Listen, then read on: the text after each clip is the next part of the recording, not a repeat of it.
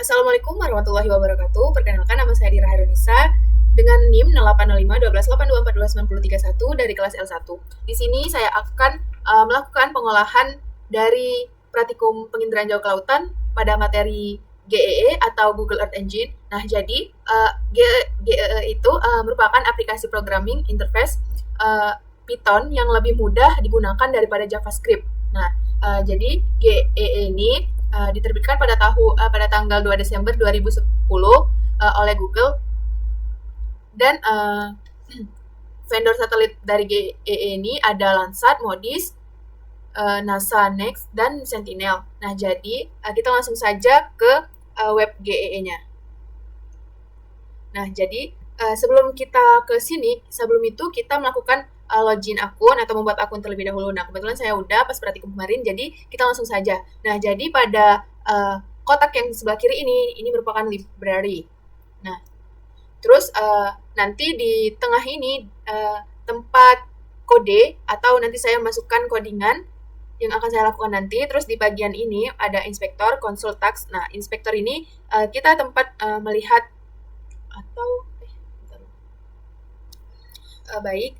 Jadi di sini kita langsung buka web GE-nya, di mana GE ini merupakan sebuah aplikasi atau software atau website open source yang bersifat cloud, sehingga sangat portable, mudah digunakan daripada JavaScript, dan bisa di mana saja selama masih ada sinyal internet di sekitar kita.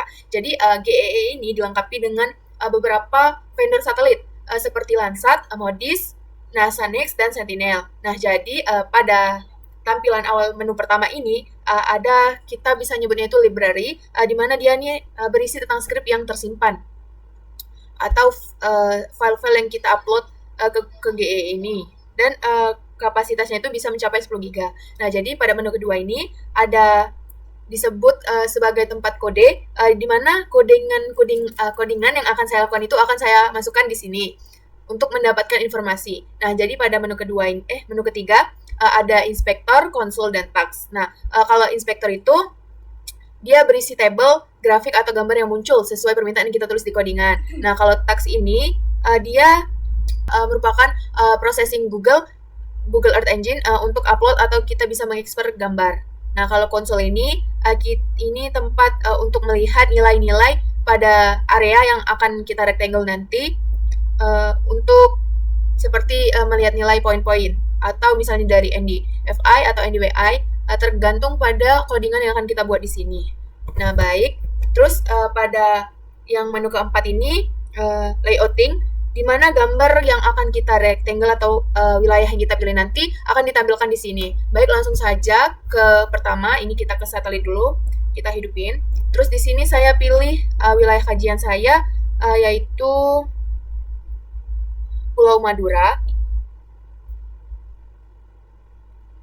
Nah, di sini saya akan melakukan atau mengecek sebaran habitat bentik pada Pulau Madura.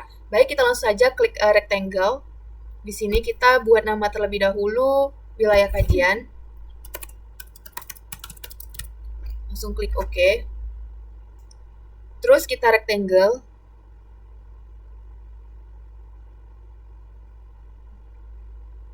Setelah itu kita klik new layer. Ini kita kunci. Ini kita nonaktifkan, terus kita kunci. Nah, tandain di bagian ini, terserah kita mau buat berapa titik, terus new layer lagi.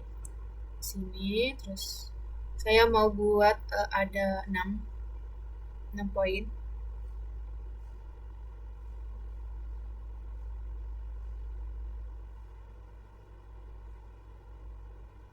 Nah, setelah itu di sini kita tinggal buat Madura 1.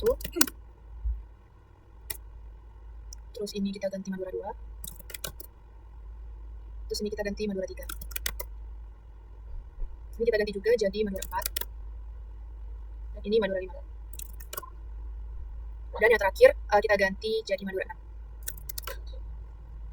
Nah, kalau udah, kita akan mengisi codingan untuk melihat sebaran habitat bentik pada Pulau Madura ini. Kita langsung aja, kita gunakan AI, terserah GPT atau Perplexity atau Claude. Nah, di sini saya menggunakan Claude.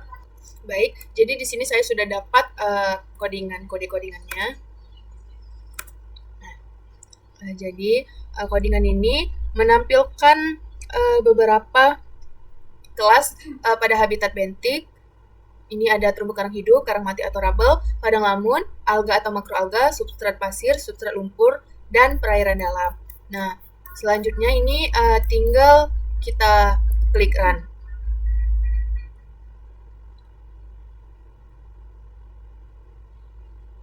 Ini sudah muncul hasil layout dari sebaran habitat bentik di Pulau Madura, di mana klasifikasinya itu dari Sentinel-2 pada tahun 2023.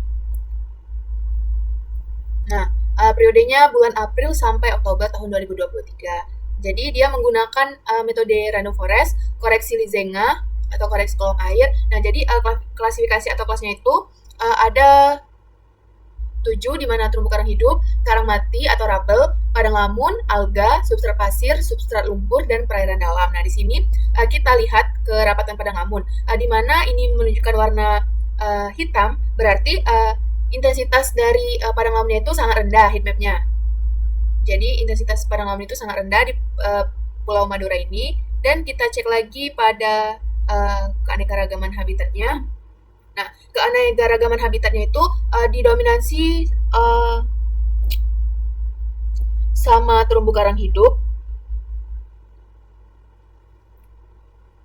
di mana keanekaragaman habitatnya itu dia tuh dari yang dekat pesisirnya itu tinggi, dan ke arah lautnya itu tuh rendah keanekaragaman habitatnya. Terus yang kerapatan terumbu karang hidupnya dia tinggi di dekat pesisir ini, dan rendah ke arah lautnya. Terus di sini kita lihat, nah di sini habitat bentik di Pulau Madura itu didominasi oleh terumbu karang, terus substrat pasir. Jadi yang coral indeksnya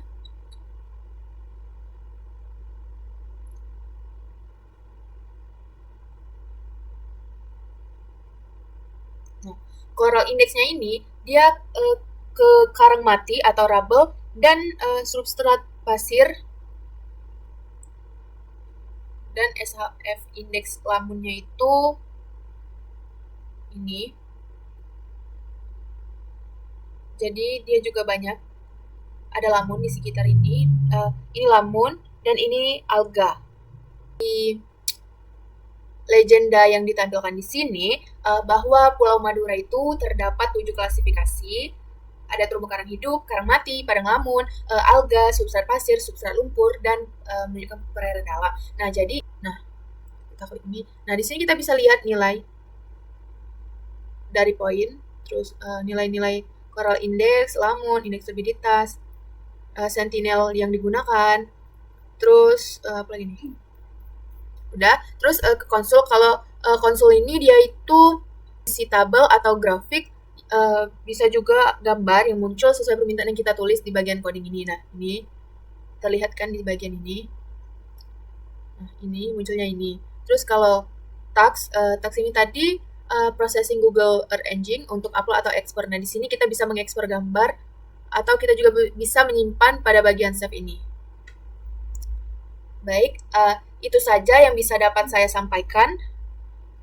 Jadi, sebaran habitat bentik di perairan Pulau Madura, Jawa Timur ini menggunakan metode forest, sesuai di sini, metode random forest, dan koreksi kolom air atau Lizenga pada periode bulan April sampai Oktober pada tahun 2023 dengan resolusinya tuh 10 meter.